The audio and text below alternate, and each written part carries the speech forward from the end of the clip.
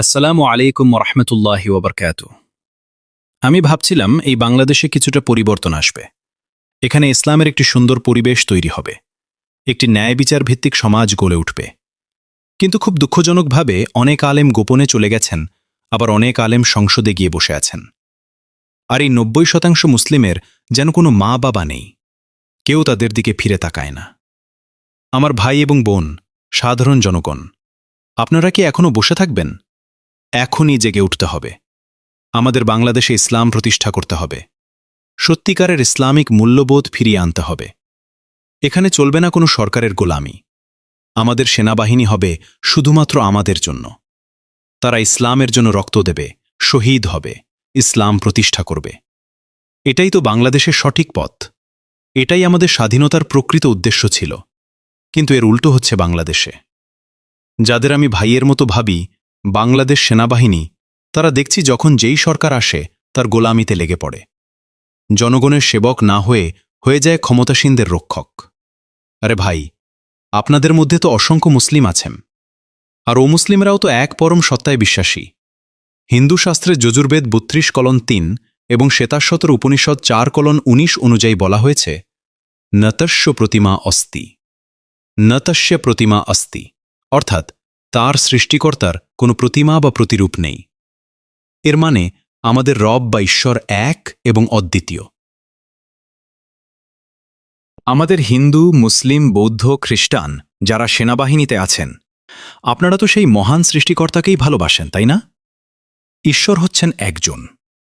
আমরা মুসলিমরা তাকে আল্লাহ বলি, হিন্দুরা ঈশ্বর বলে, খ্রিস্টানরা গড বলে। তাহলে আপনারা সবাই শেষ পর্যন্ত এক প্রভুকেই ভালোবাসেন। বর্তমানে যা হচ্ছে, কোনো শরিয়া আইন প্রতিষ্ঠা হচ্ছে না, সঠিক ইসলামিক শিক্ষা হচ্ছে না, দাওয়াহর কাজ হচ্ছে না। মানুষ ইসলাম থেকে দূরে সরে যাচ্ছে, নৈতিকতা হারিয়ে যাচ্ছে। আপনারা কি দেখেন না, ইন্ডিয়াতে খুব অল্প মুসলিম আছে। তারা তো আমাদের বাংলাদেশের চেয়ে বেশি দাওয়া, নামাজ এবং ইসলাম প্রতিষ্ঠার চেষ্টা করে। কিন্তু আপনারা বাংলাদেশে বসে কি করছেন? ৯০% মুসলিম থেকেও কোনো কাজ হচ্ছে না। আরে ভাই, হাতে শক্তি থাকলে কি হবে? জিহাদ করতে হবে আল্লাহ সন্তুষ্টির জন্য। অন্যায়ের প্রতিবাদ করতে হবে, সরকারকে চাপ দিতে হবে যাতে তারা আপনাদের গোলাম বানিয়ে না ফেলে। আপনারা জনগণের সেবক, কোনো দলের দাস নন। আপনাদের মন, অন্তর এবং মাথায় সবসময় আল্লাহ স্মরণ থাকা উচিত। শুধু সেনাবাহিনী হলেই হবে না, আল্লাহ সন্তুষ্টির জন্য জুলুমের বিরুদ্ধে লড়াই করতে হবে, অন্যায়ের বিরুদ্ধে রুখে দাঁড়াতে হবে। এটাই একজন সত্যিকারের মুমিনের পরিচয়। এখন বলবেন, কি জুলুম হচ্ছে? আরে ভাই, জুলুম তো হচ্ছেই। আপনারা সরকারের গোলামি করছেন, অথচ আপনারা হচ্ছেন সৈন্য, কোনো গোলাম নয়। আপনারা দেশরক্ষক, ক্ষমতারক্ষক নন। মনে রাখবেন, আপনারা সরকারকে চাপ দেবেন, বলবেন এখানে একটি নিরাপদ দেশ তৈরি করতে হবে, এখানে শরিয়া আইন প্রতিষ্ঠা করতে হবে, যাতে আল কোরআনের আইনে এই দেশ চলে এবং ন্যায় বিচার প্রতিষ্ঠিত হয়। অমুসলিম ভাইরা প্রশ্ন করতে পারেন, আমাদের কি হবে? ভাই, আমি বলছি, আল কোরআনে যা আছে তা যদি প্রতিষ্ঠা হয়, তাহলে আপনাদের উপর কোনো জোর জবরদস্তি করা হবে না, বরং আপনারা আরও বেশি নিরাপদ থাকবেন। আপনাদের ধর্মীয় স্বাধীনতা সুরক্ষিত থাকবে। আসলে এই ভুল ধারণাগুলো আপনাদের কিছু পণ্ডিতেরা শেখায় শুধু আমাদের ঐক্য নষ্ট করার জন্য।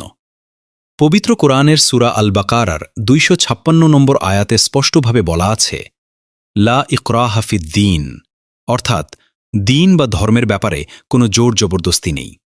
এটি ইসলামের মূল নীতি। আল কোরআনের আইন চললে চুরি কমে যাবে, ডাকাতি বন্ধ হবে, সিন্ডিকেট ভেঙে পড়বে, সরকারের ভণ্ডামি বন্ধ হবে। মেয়েদের ধর্ষণের খবর আর আসবে না, কারণ এর জন্য ইসলামে কঠোর শাস্তির বিধান আছে। দুর্নীতি কমে যাবে, সমাজে শান্তি প্রতিষ্ঠা হবে, বাংলাদেশ একটি আদর্শ রাষ্ট্র হিসেবে পরিচিত হবে।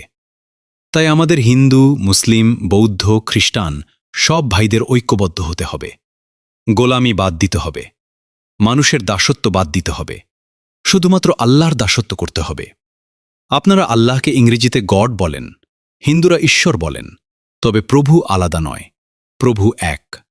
তাকে সবাই বিভিন্ন নামে ডাকে, কিন্তু সৃষ্টিকর্তা একজনই। আজকের মতো এখানেই বিদায় নিচ্ছি।